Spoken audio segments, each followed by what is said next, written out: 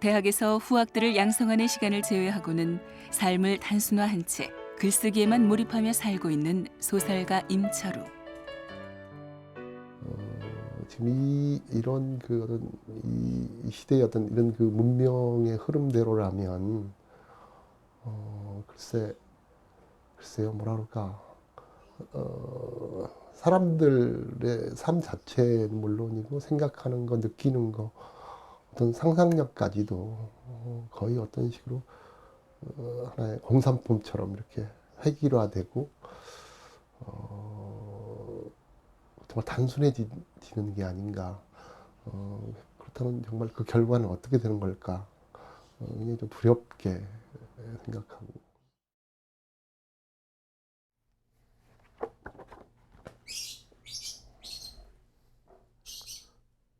이상문학상 수상작인 붉은 방과 영화화됐던 그 섬에 가고 싶다 등으로 주목받았으며 5.18 광주 민주화 운동을 그린 대하소설 봄날은 그의 대표작으로 손꼽힌다. 1980년 대학 시절에 겪은 체험과 사람들의 증언, 숱한 자료를 바탕으로 꼬박 10년을 매달려 펴낸 필생의 역작이다.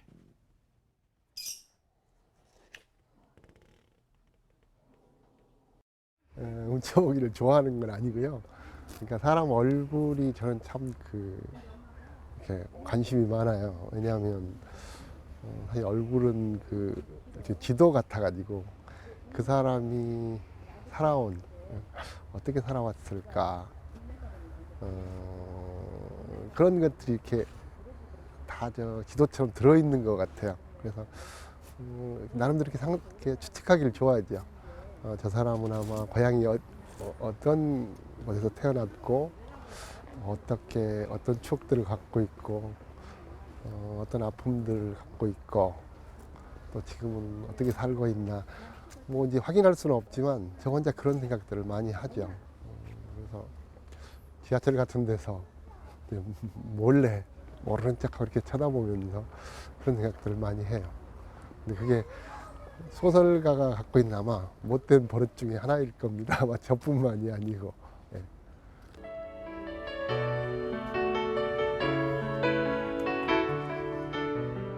사람들의 얼굴뿐만 아니라 동시대를 묵묵히 응시하면서 역사의 소용돌이를 온몸으로 겪어낸 사람들의 이야기를 깊은 성찰과 서정적인 문체로 풀어냈던 임철우 작가. 그가 100년 여관 이후 6년 만에 펴낸 장편 소설 이별하는 골짜기를 들고 독자들을 찾아왔다. 강원도 정선의 한 간이역을 무대로 역시 현재를 살아가고 있지만 과거의 시간에 포박되거나 망각을 거부하는 사람들의 이야기를 서정적인 문체로 써내려간 작품이다. 작가는 담담하지만 애정어린 시선으로 이별과 죽음, 상처로 고통받는 이들에게 따뜻한 위로를 건넨다. 평생에 제가 조그만 작업실을 하나 마련을 했습니다. 뭐 조그만 방 하나, 거실 하나 했는데 그 아주 외진 산골에 있어요. 산골에 있어서 이제 수업이 없는 날 주말역에서 한 3, 4일은 매주 거기 가서 있고 거의 모든 작업은 거기서 합니다.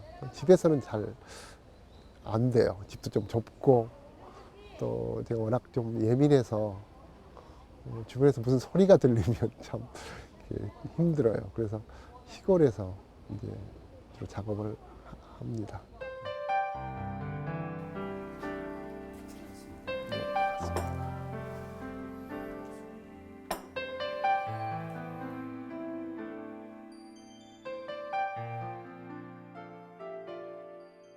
선생님 안녕하세요. 네, 방금 이제 선생님의 집필실을 봤는데요. 횡성에도 또 집필실이 있잖아요. 그 집필실도 한번 구경해 봤으면 좋겠다는 생각을 했습니다. 네. 오늘 말씀을 나눠볼 소설은 이번에 발표하신 신작이죠. 장편소설 이별하는 골짜기인데요. 이 소설의 배경은 정선으로 가는 그 기차역 중에 하나인 간이역인 곡역을 배경으로 한 것이죠. 발음이 참 어렵습니다만 저는 그 벼로곡이라는 말을 들었을 때 노래의 제목이 아닌가 그런 생각도 들었어요. 어떻게 이 역을 배경으로 선택하시게 되었는지요? 뭐 우연히 저도 이제 알게 된 역인데요. 그러니까 그 마을 이름도 그렇고 역 이름도 그대로 벼러곡이에요. 그러니까 한자말을 우리말로 그대로 풀면 이별하는 골짜기, 예, 그렇게 됩니다. 네. 벼로곡 역에 들리셨던 날 벼로곡의 그 꿈을 꾸셨다고요? 한 7년 전쯤이거든요. 근데 이제 작업실이 이제 횡성에 있으니까 시간이 나는 대로 강원도 쪽을 많이 돌아다닙니다. 기차를 타고 다니기도 하고 제 차로 돌아다니기도 하는데 그때가 초겨울이었는데 우연히 그 마을을 이렇게 지나가게 됐어요. 근데 역을 보니까 여기 완전 폐가처럼 버려져 있더라고요. 이렇게 합판으로 창문을 다 막고 아무도 없고 그래서 더구나 역 이름을 보니까 굉장히 놀랐어요. 시적이기도 하고 뭔가 굉장히 애잔한 그런 이야기들이 숨어 있을 것 같은 그런 느낌을 받았죠. 아무도 없는 이미 폐사가 된 그곳에 역문들 2명을 넣으시고 다시 새로운 역사로 부활시키신 거군요. 예, 그런 셈이죠. 그러니까 제가 그 역 안에 들어가서 이렇게 앉아 있었어요, 한참을. 근데 그 옛날 그 열차 시간표는 그대로 적혀 있고 아무도 없고. 근데 거기 앉아 있으려니까 마치 그 수많은 사람들 이 역을 통해서 떠나고 또 도착하고 헤어지고 보내고 했을 그런 사람들이 마치 제가 이렇게 그 목소리가 들리는 것 같기도 하고 굉장히 좀 슬픈 생각이 들었어요. 그래서 뭔가 이걸 한번 제 소설 속에서나마 한번 되살리고 싶은 이제 그런 충동이랄까 그게 이제 이 소설을 쓰게 된 계기가 된 것 같아요. 네, 굉장히 서정적인 분위기가 묻어나는 작품인데요. 이별하는 골짜기를 집필하시는 동안에 이전과는 다른 느낌을 받으셨다고 말씀하시는 걸 들었어요.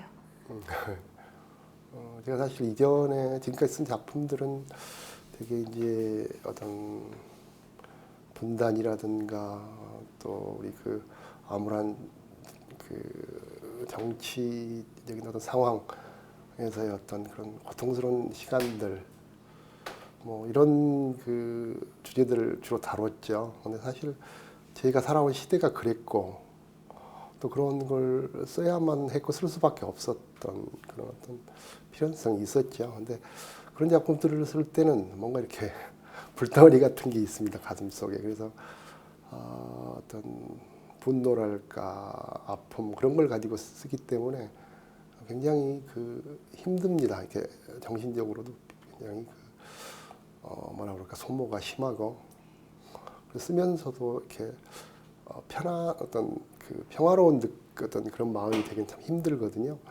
근데 이번 작품은 글쎄요. 그런 작품은 제가 어떤 불 같은 것을 가슴에 안고 썼다 그러면 이번에는 마치 어떤 그 강물이라고 그럴까 어떤 물 같은 그런 어떤 심정으로 썼어요. 그래서 처음 연재할 때 본래 제목도 강물 편지라고 그렇게 돼 있었죠. 작품을 읽는 동안에 곽재구 선생님의 사평역에서란 시가 떠올랐어요. 또 그 시에서 영감을 받아서 사평역이라는 소설을 쓰시기도 하셨죠. 사평역은 정말 없는 역이죠, 선생님. 그렇죠. 사평은 이제 본래 전라남도 화순군에 있는 그 지명인데요. 사실 거기엔 역은 이제 없고요. 거기서 약간 좀 떨어진 곳에 이제 남평이라고 있습니다. 남평역을 저는 무대로 했죠. 이제 그쪽은 뭐 제가 오래 살았기 때문에 저한테 굉장히 낯익은 곳이고. 사실 사평역은 독자들이 아마 제일 많이 기억을 해주시는 작품이고, 저도 특별한 애착이 있는 작품이죠. 근데 이번에는 사실 저도 일부러 사평역의 분위기를 일부러 이렇게 유지하려고 그렇게 노력을 했어요. 왜냐하면 그 사평역을 쓸 때 20대 후반에 참 순수하고 그리고 어떤 그 맑은 그런 어떤 마음으로 썼던 그걸 기억을 하면서 이번 작품도 그렇게 한번 써보려고 노력을 했죠.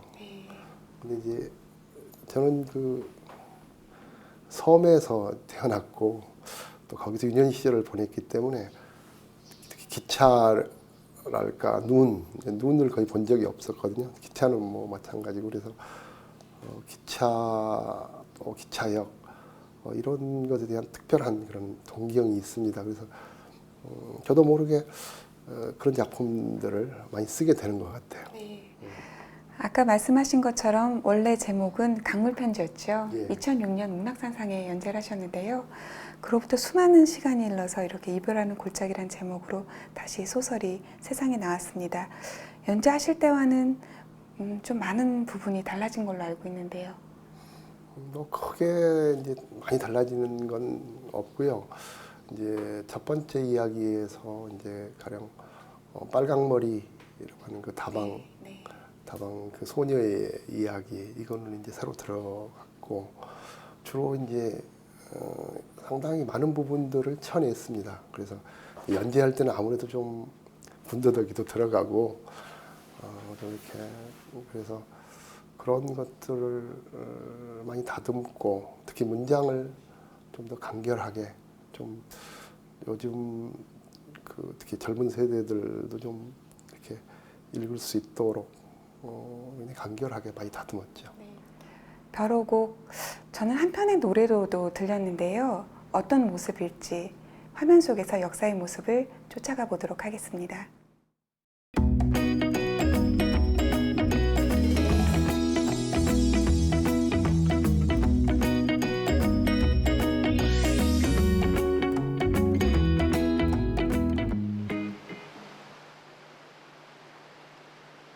(10월의) 끝자락 강원도의 가을은 깊다. 그 중에서도 정선의 가을빛은 한결 더 깊고 아늑하다. 구절양장 첩첩산중 해발 1000m 이상의 봉우리만도 30개가 넘는 대표적 고산지대. 참빗살처럼 빼곡한 능선들과 실뿌리처럼 뻗어나간 무수한 물줄기. 아스라이 깎아지른 천길 절벽들이며 숨이 넘어가게 구불구불 치닫는 고개와 고개.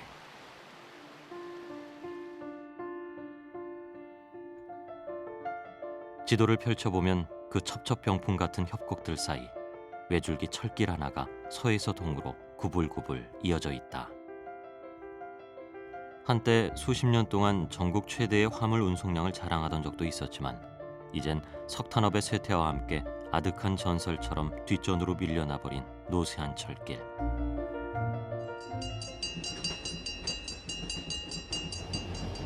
정선선을 운행하는 차량은 디젤 기관차 하나에 객차라곤 딱 2개뿐. 그래서 일명 꼬마 열차라고도 부른다. 한때 객차를 4-5개씩 달고 가던 호시절도 있었다. 하지만 광산업의 쇠퇴와 함께 인구도 돈도 썰물 빠지듯 떠난 뒤 이 일대는 삽시간에 적막강산으로 변해버렸다. 저 꼬마 열차의 처지가 모든 걸 대변해준다.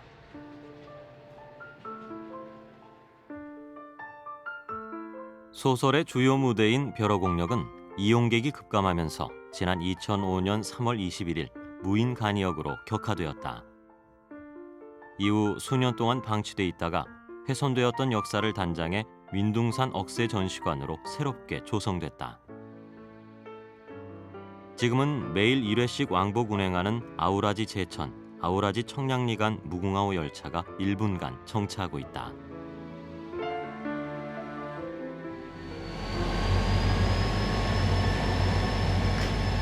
이윽고 정선행 꼬마 열차가 둔중하게 움직이기 시작한다. 바퀴가 덜컹 일 때마다 객차는 한 켤레 고무신 마냥 좌우로 뒤뚱댄다. 산근을 들이운 가파른 골짜기를 열차는 늙은 고양이처럼 연신 갸릉갸릉 신음소리를 내며 10여 분쯤 기어오른다. 터널 하나를 통과하고 이어 작은 다리를 건넌다. 마침내 저만치 좁은 골짜기역 위 아담한 건물 하나가 톡 튀어나온다. 도토리 깍지를 닮은 조그마한 역사. 딱 한 채뿐인 그것의 지붕 꼭대기엔 간판 한 개가 달랑 붙어 있다. 이별하는 골짜기라는 턱도 애잔한 이름을 지닌 산골역. 맞았다. 바로 우리가 찾던 그 역이다.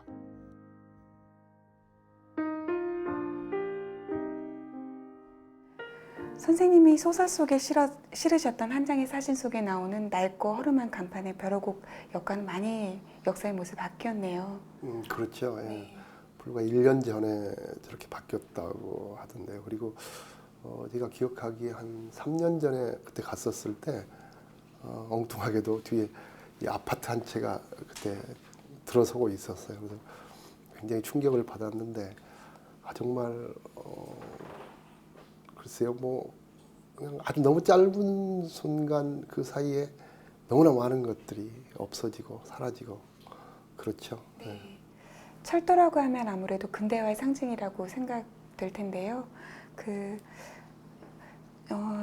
역사, 즉 간이역이었다가 이제는 아무도 찾지 않는 간이역이었다가 나중에는 지금은 이제 박물관처럼 변해버린 간이 역사의 모습에 굉장히 씁쓸해지기도 합니다만 저는 이 이면에 이 철도라고 하는 어떤 큰 상징이 들어있다는 생각이 들었어요. 그렇죠. 사실 철도야말로 우리 어떤 근대화의 가장 상징이었고 어떤 뭐라 그럴까 어떤 출발이었다고 생각이 들어요. 사실 철도가 들어선다고 하는 건 그 일대 그 주민들에게는 뭐 굉장한 어떤 문명의 어떤 그 개화처럼 대단한 사건이었죠. 근데 지금은 정말 아이러니하게도 글쎄요, 그 수많은 산골역들 혹은 시골의 농촌의 간이역들 정말 사라진 게 아마 수십 개, 거의 글쎄요, 한 뭐 헤아릴 아주 굉장한 숫자일 겁니다.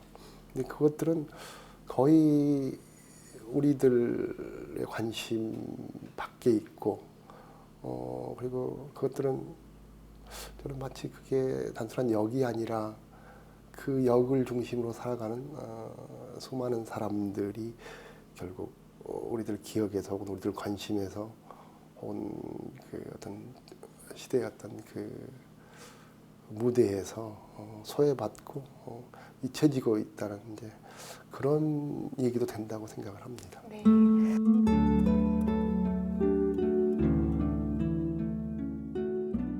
그럼 본격적으로 이별하는 골짜기의 내용을 좀 살펴볼까 합니다. 가을부터 시작돼서 봄으로 끝나는 그 사계절 안에 4명의 주인공, 여자 2명, 남자 2명이 이렇게 있습니다. 네, 어떤 인물들인지 간략하게 소개해 주신다면요.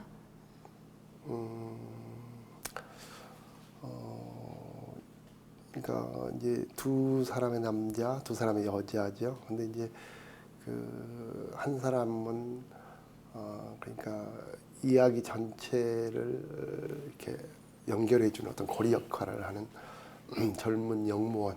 이 사람은 시인이죠. 네. 순수하고 또 순수한 만큼 세상에 대해서 아직 인생에 대해서 아직 이제 그 미숙한 이제 그런 인물이고 두 번째는 늙은 영무원인데 자신의 그 실수로 한 사람을 죽게 만들죠.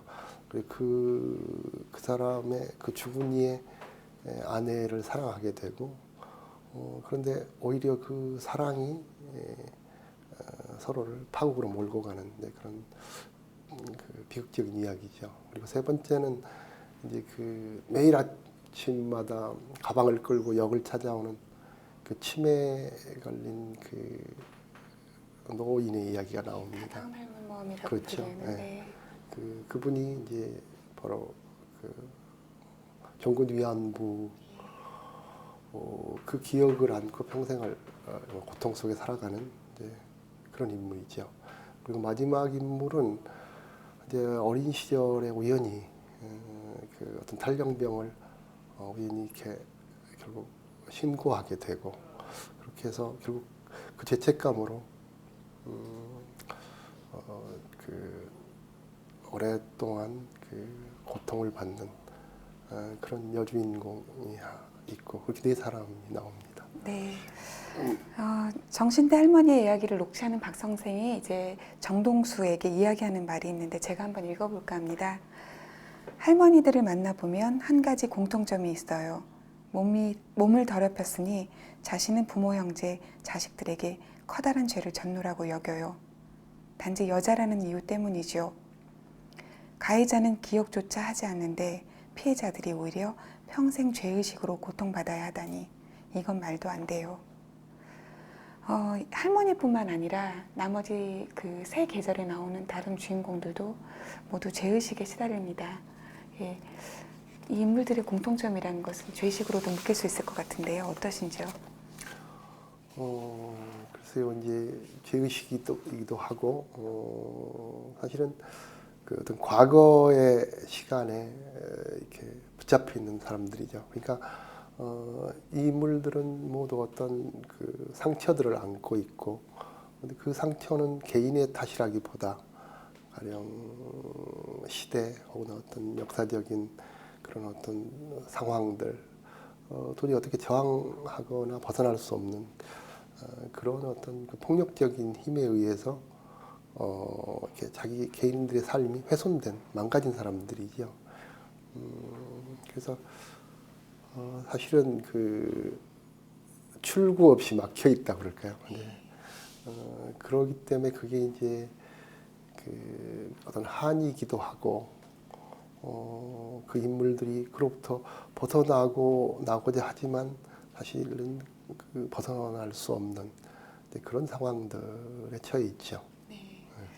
여러 등장인물들 가운데서도 겨울 편에 나오는 이제 할머니의 이야기가 긴 분량을 차지하고 있습니다. 정신대 할머니 이야기를 쓰시게 된 동기가 있으실 텐데요. 사실 그 기억나는 게 하나 있는데요. 그러니까 한 10여 년 전인가요? 그 무슨 국제 그 문학 포럼이라는 게 있었어요, 서울에서.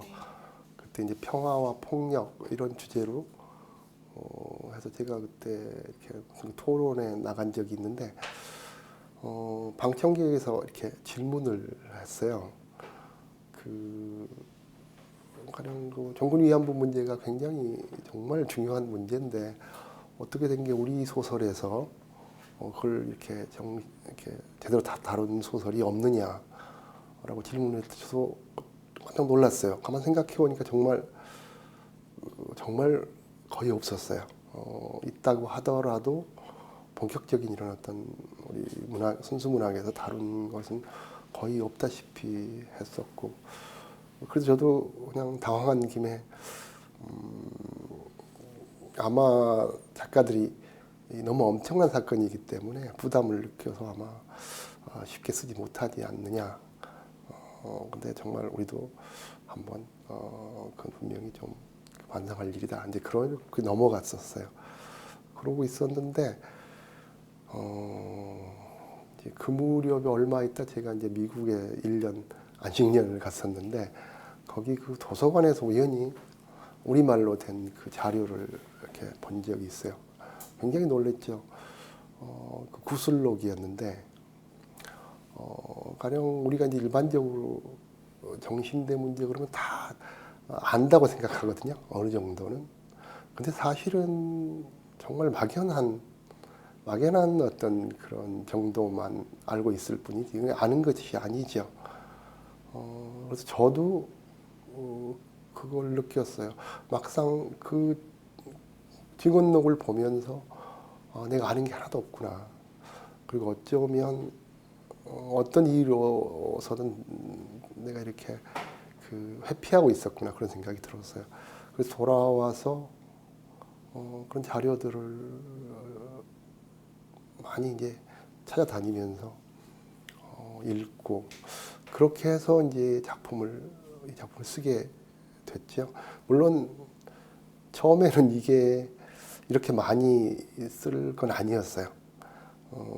한 절반 정도로, 지금 분량의 절반 정도로 쓰려고 했는데 써가면서 보니까 이게 도저히 그렇게 할 수는 없다. 적어도 한 인물의 일생을 그리는데 그걸로 너무 부족하다는 생각이 들었죠. 그래서 이렇게 길어졌고 또 그래서 이 작품에서 어떻게 보면 가장 비중 있는 얘기가 되고 말았습니다. 네.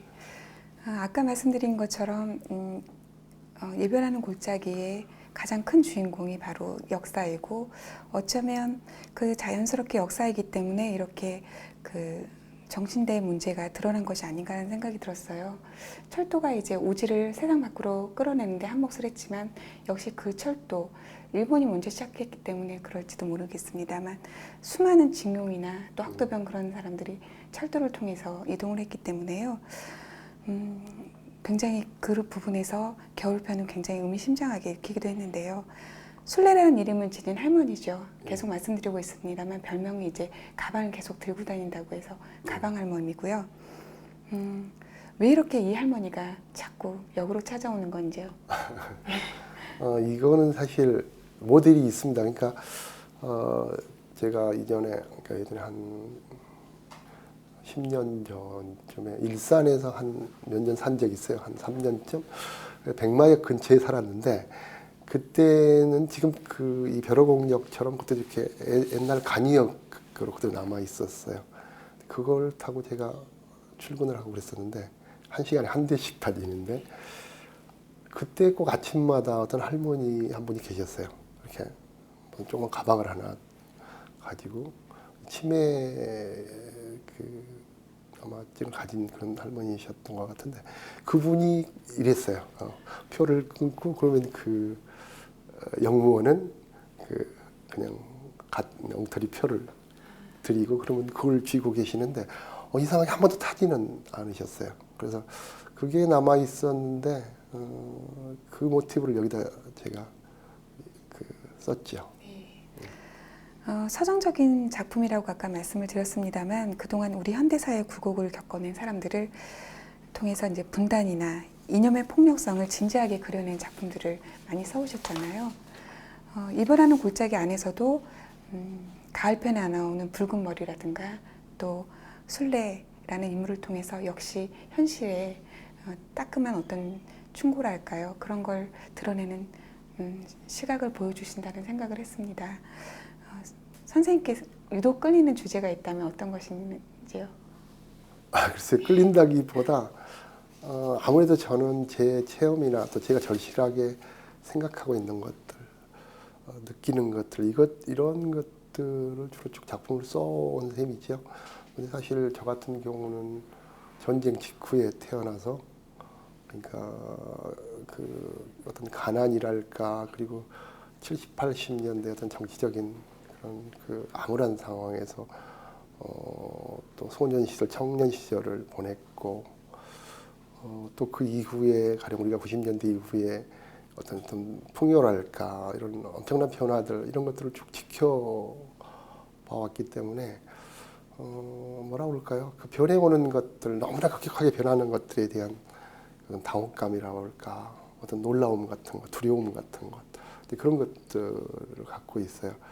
근데 이제 제가 주로 썼던 것들은 가령 그래서 뭐 어떤 분단이나 6.25 혹은 또 80년대 어떤 특히 이제 5.18 광주 항쟁 이제 이런 작품들을 주로 많이 썼지요. 근데 그것들은 제가 소재로서 선택했다기보다 저한테도 너무 절실한 문제였고 제 개인의 문제, 가족의 문제이기도 하고 그래서 그렇게 이제 그런 것을 주로 다뤘죠. 그래서 아무래도 저는 좀 그런 게 있는 것 같아요. 뭐라 그럴까 어떤 밝고 긍정적인 어떤 그런 면보다 좀 어둡고 좀 뭐라 그럴까 좀 고통받는 어떤 사람들, 어떤 슬픔이나 아픔을 가진 사람들 이런 사람들에 대해 더 관심이 가고 그래서 그런 이야기들을 소설 속에서 자연스럽게 다루게 되는 것 같습니다.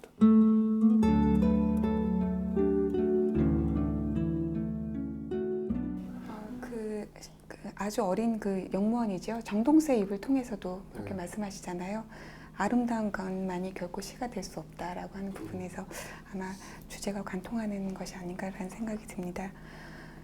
작품 곳곳에 나비가 등장합니다. 굉장히 환각적이기도 하고요. 어쩌면 이 어려운 현실이 현실이 아니라 꿈일지도 모른다라는 생각이 들게 하기도 하는데 맨 처음에 연재할 당시에는 나비가 등장하지 않았었죠. 이제 한두 군데만 나왔었어요. 근데 이제 수정하면서 제가 좀 의식적으로 이렇게 곳곳에 배치를 했죠.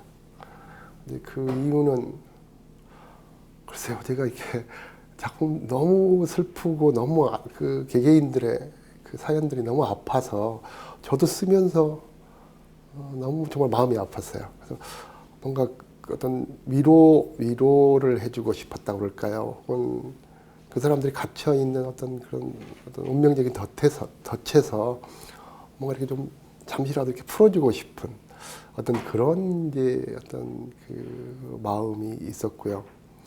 또 사실은 그 이 인물들을 보더라도 어떤 극한의 그런 어떤 그 고통과 절망 속에서도 살아가거든요. 근데 무엇이 사람을 살아가게 만드는 걸까? 그런 상황 속에서도. 근데 그게 이제 나비로 상징되는, 글쎄요, 그게 어떤 걸까요? 인간이 갖고 있는 어떤 순수함, 어떤 순수한 영혼 같은 거, 혹은 자기가 간직하고 있는 가장 행복했던 어떤 순간들에 대한 기억, 또 사랑했던 사람들의 어떤 얼굴, 목소리, 뭐 이런 것들, 이것이 바로 한 사람을 절망 속에서도 그래도 어떤 생을 포기하지 않게 만드는 어떤 힘이 아닐까. 이제 그게 이제 저는 나비로 이렇게 상징하려고 했던 것 같아요. 네, 곳곳에 정말 마음 아픈 주인공들이 등장하는데 신태묵이라는 인물도 정말 읽는 동안 계속 마음이 아팠습니다.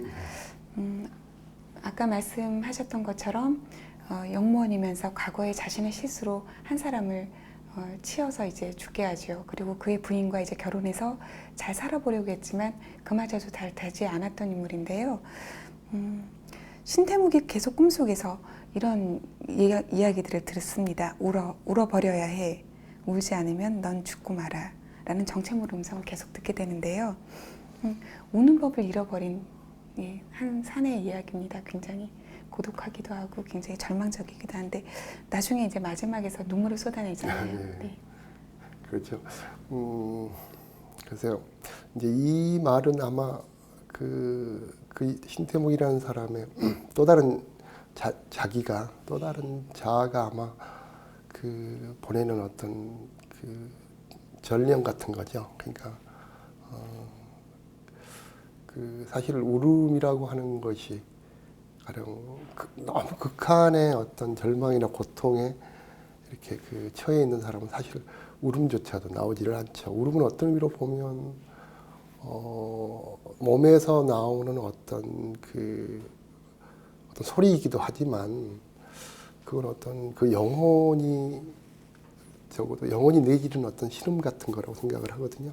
근데 차라리 비명을 지를 수 있는 사람, 울음을 터뜨릴 수 있는 사람은 그나마 좀 나았는데 울음조차도 비명조차도 막혀서 터뜨릴 수 없는 사람, 그런 사람이 어떻게 보면 가장 비참한 상태라고 볼 수 있죠. 이 인물을 그래서 마지막에 울게 만드는 것, 사실 그 울음으로 해서 이 인물은 어떤 그 구원을 받죠. 네. 나비처럼 또 하나의 이제 환각이 나오는 장면이 있습니다. 정동수가 할머니를 집까지 모셔다 드리고 오는 과정에서 이제 단발머리 소녀를 만나게 되잖아요. 예, 그 부분인데요. 잠시 후 정동수는 두 사람에게 인사를 남기고 대문을 나섰다. 엷은 눈발이 다시금 푸슬푸슬 흩날리기 시작했다. 좁은 골목을 빠져나오던 그는 문득 저만치 앞서가던 단발머리 소녀를 발견했다. 검정 치마에 노랑 저고리 차림의 소녀. 아까 본 그 이상한 아이다. 눈발 사이로 소녀는 한 마리 노랑나비처럼 팔랑팔랑 걷고 있다. 그러더니 홀연 담 모퉁이로 사라진다. 예, 잠깐만. 그는 급히 아이를 뒤쫓아간다. 담 모퉁이를 돌아서 보니 골목은 텅 비어 있다. 어디로 사라졌을까? 길 잃은 사람처럼 그는 숨을 몰아쉬며 두리번거린다. 이 소녀는 누구인가요? 나비의 또 다른 어떤 상징인가요? 아니죠. 그러니까 그 순례라고 하는 이제 그 인물의 어떤 그러니까 파괴되기 이전에 가장 순수했던 그리고 가장 그 아름다웠던 어떤 그 영혼을 상징하죠. 그러니까 정신대로 끌려가기 이전에 바로 그 소녀의 모습입니다. 그러니까 그 소녀는 사실 그 가방 할머니이기도 하죠. 네. 네. 그 겨울이 굉장히 춥다는 이제 묘사가 가을 네. 편에 나오기 시작합니다. 근데 본편에 보면 마지막 편이 본편인데 본편에서도 결코 언 얼음이 녹지 않을 것 같은 그런 어두운 이야기들이 지배적인데요. 그곳에는 어느 날 느닷없이 그곳에 들어와서 장사를 시작한 이제 제과점 여인이라고 불러야 되겠죠. 예, 그런 여인이 등장합니다. 소설 전반에 나비와 또 그 순례 할머니의 어린 시절을 연상케 하는 단발머리 소녀의 어떤 환상이 있었다면 본편은 그 모든 장면이 그 여인의 환상으로 시작되는 게 아닌가 생각이 되는데요. 왜 이 소설 속에서 환상이라는 그런 기법을 그렇게 많이 사용하셨는지도 궁금했어요. 저는 의식적으로 그렇게 했어요. 왜냐하면 사실 환상이라고 하는 것이 뭘까 우리가 생각해 보면 환상은 사실 그 현실과의 어떤 그 우리가 현실을 살아가는 데 있어서의 하나의 어떤 어떤 버팀목 같은 것이죠. 그러니까 무슨 얘기냐면 정말 냉혹하고 무의미하고 그리고 그 어떤 뭐라 그럴까요? 어두운 현실, 너무 기계적인 어떤 현실. 이 현실을 우리 인간이 버티고 살아갈 때 사실 환상이야말로 그걸 버티고 견디어낼 수 있게 하는 어떤 그런 힘을 준다고 생각을 하거든요. 사실 이 작품의 전체 이야기가 굉장히 정말 어둡고 슬프고 어떻게 보면 좀 고통스럽기도 한 그런 인물들의 이야기입니다. 근데 아까도 제가 말씀드렸듯이 그 인물들이 그래도 포기하지 않고 그래도 그 정말 막막한 이 현실의 삶을 그나마 견디어 나가는 것, 또 지켜나갈 수 있게 만드는 것, 그것이 바로 아까 제가 말씀드린 어떤 우리가 인간성이라고 말할 수 있는 것, 혹은 뭐 사랑이니 그리움이니 또 어떤 위로라고 할까. 자, 이런 것들 아주 그건 굉장히 작고 그리고 정말 희미한 것이지만 그래도 그것이 있음으로 해서 살아갈 수 있게 만드는 것이죠. 저는 그래서 그 환상이라 여기 소설 속에서의 환상들은 바로 그런 것들을 상징합니다. 그러니까 어둠 속에서 아주 희미한 빛 같은 것, 혹은 꽉 닫힌 어떤 밀폐된 방에서 아주 희미하게 어디선가 새어 들어오는 어떤 맑은 바람 같은 것, 공기 같은 것, 그런 것들을 그 인물들한테 주고 싶었어요. 그리고 또 독자들도 바로 그런 것들을 읽어주셨으면 하고, 그래서 썼습니다. 만약 이 환상 어떤 그런 그 장치들이, 그런 이미지들이 들어가지 않았더라면 아마 훨씬 더 이 작품 어둡고 아마 참 굉장히 아픈 그런 이야기들이 되었을 겁니다. 종구 위안부 문제가 이제 그 생존자들이 거의 다 돌아가셔서 이제 남아있는 분이 별로 안 계신 걸로 아는데 이렇게 또 소설을 읽게 되니까 예, 그런 문제가 또 빨리 해결됐으면 하는 그런 개인적인 생각도 드는데요. 말씀하셨던 것처럼 이제 80년대를 지나오면서 또 이별하는 골짜기를 통해서 또 종전과는 다른 소설들을 보여주고 계신데요. 앞으로의 계획이나 각오가 있으시다면요. 글쎄요, 뭐 특별한 것은 없습니다. 근데 뭐라 그럴까, 이제는 좀 이렇게 이제 차분히 좀 응시한다 그럴까요? 좀 그런 작품들을 써보고 싶어요. 그래서 사실 저는 지금 학생들을 가르치면서도 그런 걸 많이 느끼는데 뭐라 그럴까, 전혀 다른, 우리가 같은 공간에서 같은 시대에 산다고 하는데 사실은 전혀 다른 시간과 공간에서 살고 있는 것처럼 서로가 그렇게 느껴져요. 그런 단절감. 특히 학생들의 경우는 지금 세대는 제가 보면 자신들이 태어나기 이전의 시간에 대한 거의 관심도 없고 아는 것도 없습니다. 사실 그건 누구의 책임도 아니고 바로 우리들의 책임이겠죠. 근데 가령 이 소설을 제가 쓰고도 학생들의 경우 한번 들어보고 싶었어요. 어떤 느낌인지.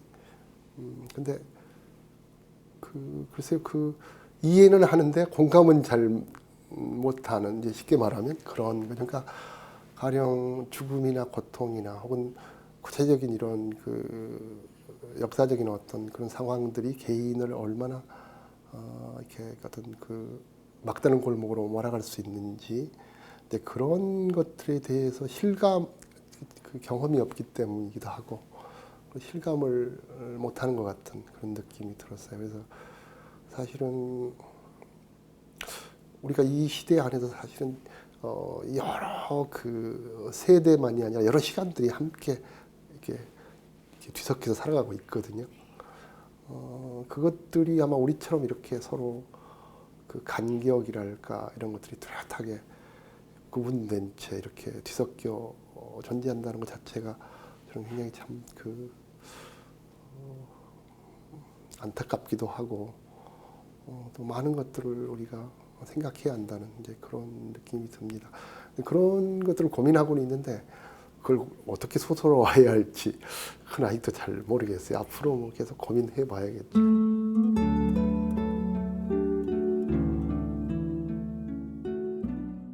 오늘 이렇게 나와주셔서 정말 감사합니다. 마지막으로 임철 선생님의 낭독을 들으면서 이 시간 마치도록 하겠는데요.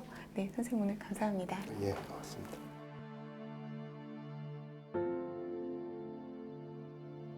이 역을 통해 참 무수히 많은 사람들이 떠나고 찾아들고 했었지. 이젠 그걸 누가 기억이나 해줄까? 그 말이 신호라도 되는 양 노인들은 일제히 철길 이쪽 저쪽 끝으로 흐린 시선을 보냈다. 산모퉁이를 돌아 아스라이 사라지는 철길 풍경이 오늘따라 유난히 서글퍼 보였다. 생각해보니 정말 그러했다. 이 작은 간이역에서 얼마나 많은 이별과 만남을 치렀던가. 좋은 일도 많았지만 굳은 일이 더 많았던 성 싶다. 슬아의 자식들 줄줄이 기차에 태워 도시로 시집 장가를 보냈다. 그들 중 누구 하나 고향에 터잡고 눌러앉은 녀석은 없다. 한 번 떠났다가 끝내 살아서 돌아오지 못한 이들은 또 얼마나 많은가.